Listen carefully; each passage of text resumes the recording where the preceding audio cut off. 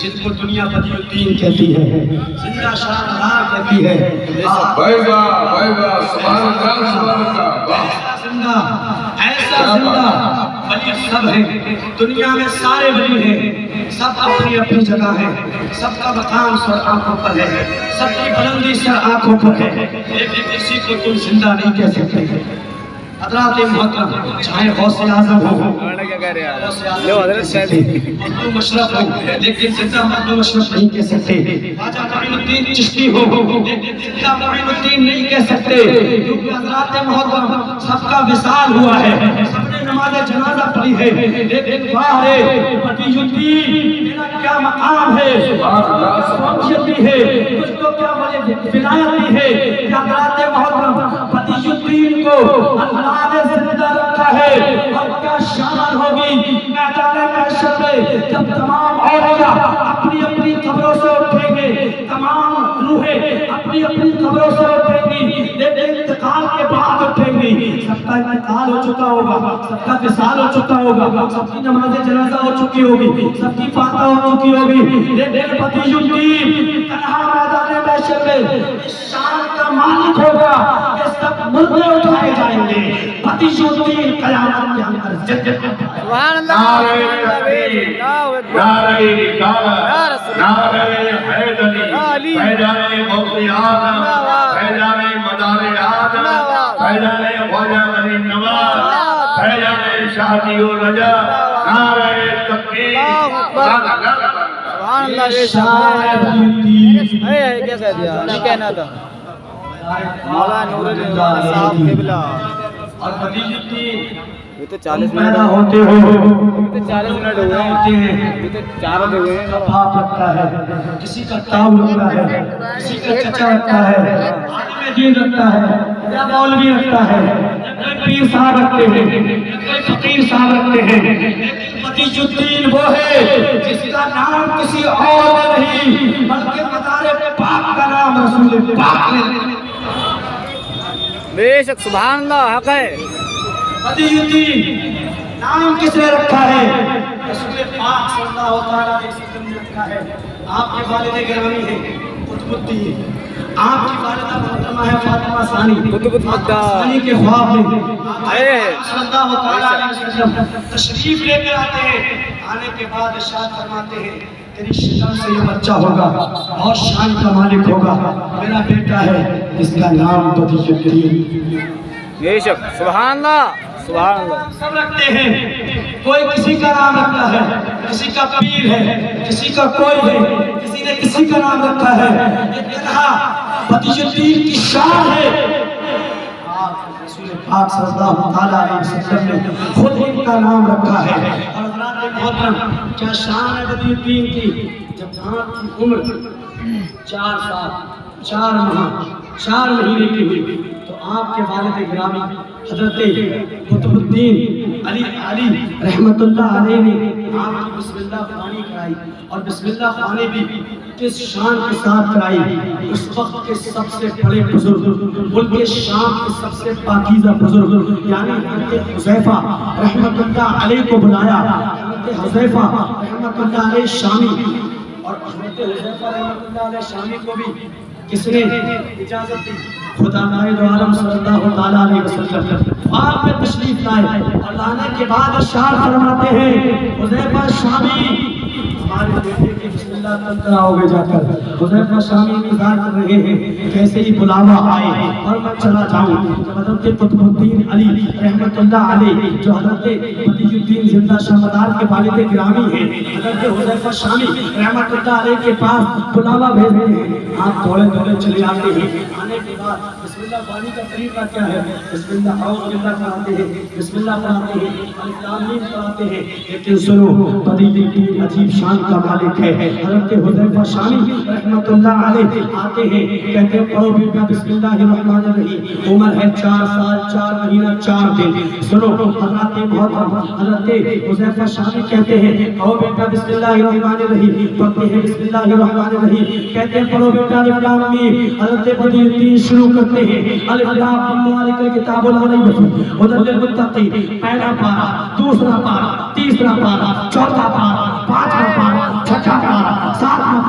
8वां पारा, 9वां पारा, 10वां पारा, इसी तरह से 14 पारे सुना देते हैं। हुदैफा शामी कहते हैं, ए बदीजुद्दीन जरा ये तो बता, 4 साल की उम्र में पहली बार मुझसे बिस्मिल्लाह पढ़ाई गई है, ये 14 पारे कहाँ है करे, कहाँ हुजूर ये 14 पारे मैंने अपनी माँ के शिकम के अंदर करे थे,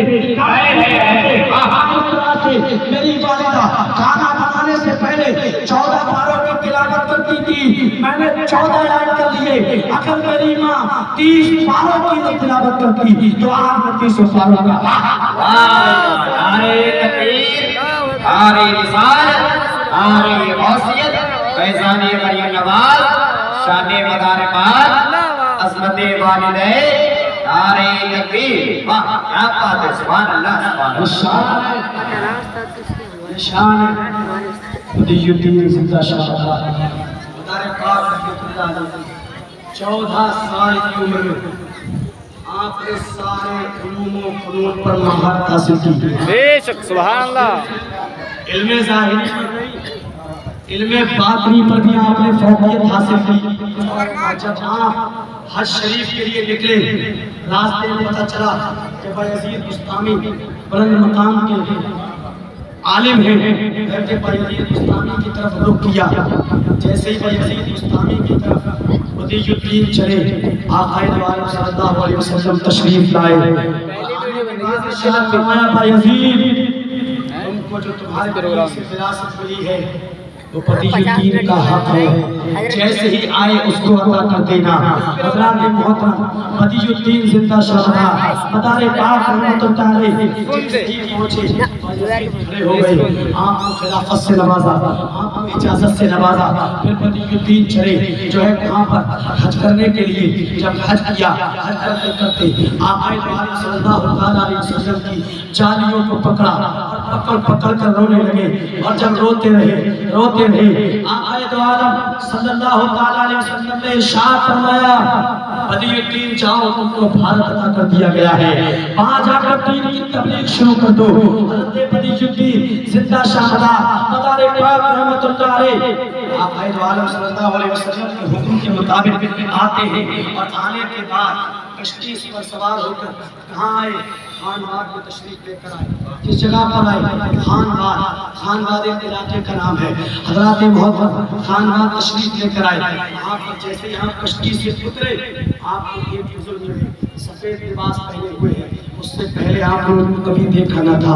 कहते बदीजुद्दीन इधर आओ, आक़ाए दो आलम सल्लल्लाहु अलैहि वसल्लम तुमको बुला रहे हैं, आओ बाहर बदीजुद्दीन। हज़रात मोहतरम हज़रत बदीजुद्दीन कहते हैं, आपने मेरा नाम कैसे पहचाना? आपको तो मैं जानता नहीं, आप मुझे नहीं जानते। तो हज़रात मोहतरम वो बुजुर्ग कहते हैं, बदीजुद्दीन तुम्हें याद नहीं है जब आलम अरवाह में अल्लाह रब्बुल इज्जत ने शपथ ली थी और तमाम से वादा लिया था, वहाँ पर तुम भी मौजूद थे, वहाँ पर मैं भी मौजूद था, और उसी जमाने से तुम्हें आज तक मैं जानता हूँ। अर्ज़ करते हुजूर आक़ाए दो आलम बुला रहे हैं, तशरीफ लेकर चलिए। हज़रत बदीजुद्दीन को जंगलात में ले जाते हैं। जंगल में जाते जाते बहुत खूबसूरत महल बना हुआ है, उस महल के अंदर ले जाते हैं। फिर कहते हैं और अंदर चलिए, और अंदर ले जाते हैं तो एक बहुत ही खूबसूरत बगीचा है, एक रूहानी तख्त बिछा हुआ है। आक़ाए दो आलम सल्लल्लाहु अलैहि वसल्लम उस पर तशरीफ फरमा है। आक़ाए दो आलम बेशक जैसे मदार पाक को देखा, इरशाद फरमाते बदीजुद्दीन इधर आओ। हज़रत बदीजुद्दीन अदब के साथ खड़े होते हैं, और करीब आओ, और करीब आओ, और करीब आओ, यहाँ तक कि अपने बिल्कुल करीब कर लिया। और जन्नती खाने के 9 लुक़्मे हज़रत बदीजुद्दीन को अल्लाह के रसूल ने अपने दस्ते मुबारक सुभान अल्लाह, वाह 9 लुक़्मे, वाह वाह, 9 लुक़्मे अता फरमाए। बदीजुद्दीन कहते हैं जब अल्लाह के रसूल ने मुझको पहला लुक़मा जन्नती खाने का अता किया था तो मैंने सारे आसमानों को, सारी जमीन को, सारे मशरिक़ व मग़रिब को देख लिया था। बताओ जिसके एक लुक़मे ने सारे जमीन और आसमान को देख लिया होगा, और जब उसने 9 लुक़मे खाए होंगे तो फिर उसके बाद بے شک سبحان اللہ سبحان اللہ. جس کے ایک لقمے کی وجہ سے سارے علوم و فنون کھل جائیں تو بتاؤ جس نے 109 لقموں کو کھایا ہوگا تو اس کی عظمت اور شان کا عالم کیا ہوا ہوگا. اور پھر دین کی خدمت کرنا شروع کی اور چلتے چلتے ایک ایسی پہاڑی پر پہنچے. اور وہاں پہنچنے کے بعد جہاں پر جمال الدین جن کو جانب جنتی کہا جاتا ہے وہاں پر ایک بزرگ تھے. وہ عبادت اور ریاضت میں مصروف رہتے تھے اور لوگ ان کے دشمن تھے اور وہاں پر آدم خور بھی رہتے تھے جو انسانوں کو کھا لیتے تھے. انہوں نے کیا کیا؟ جمال الدین جنتی رحمت اللہ علیہ کو کھا گئے. ولی الدین زندہ شاہ مدار پاک رحمت اللہ علیہ وہاں پر تشریف لے کر گئے. ارشاد فرمایا جمال الدین کہاں ہو؟ کہا حضور اب تو میں دنیا میں نہیں ہوں, لوگوں کے پیٹوں میں جا چکا ہوں. کہا کہاں ہو؟ کہا لوگوں کے پیٹوں میں ہوں. کہا باہر آ جاؤ. کہا حضور کیسے آؤں؟ کسی نے میرا ہاتھ کھایا ہے, کسی نے میرا پیر کھایا ہے, کسی نے میرا کوئی سا جز کھایا ہے, کسی نے میرا کوئی سا جز کھایا ہے, کیسے آؤں؟ بدی الدین فرماتے ہیں جمال الدین ہمارا حکم ہے جس کے پیٹ میں جیسے گئے ہو اس کو ویسے ہی بھاگتے ہوئے چلے آؤ.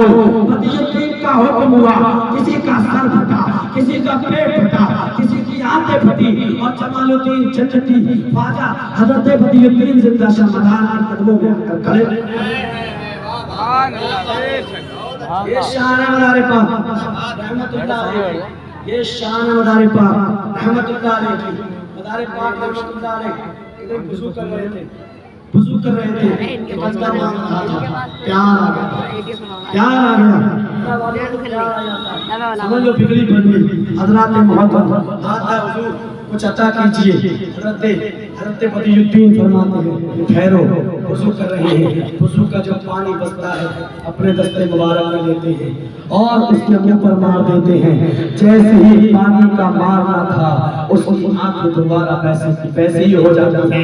کسی نے کیا خوب کہا ہے نگاہ ولی میں وہ تاثیر دیکھی, ہزاروں کی تقدیر دیکھی اور نگاہ مرد مومن سے بدل جاتی ہے تقدیریں, ذوق یقین پیدا کر جاتی ہے زنجیریں.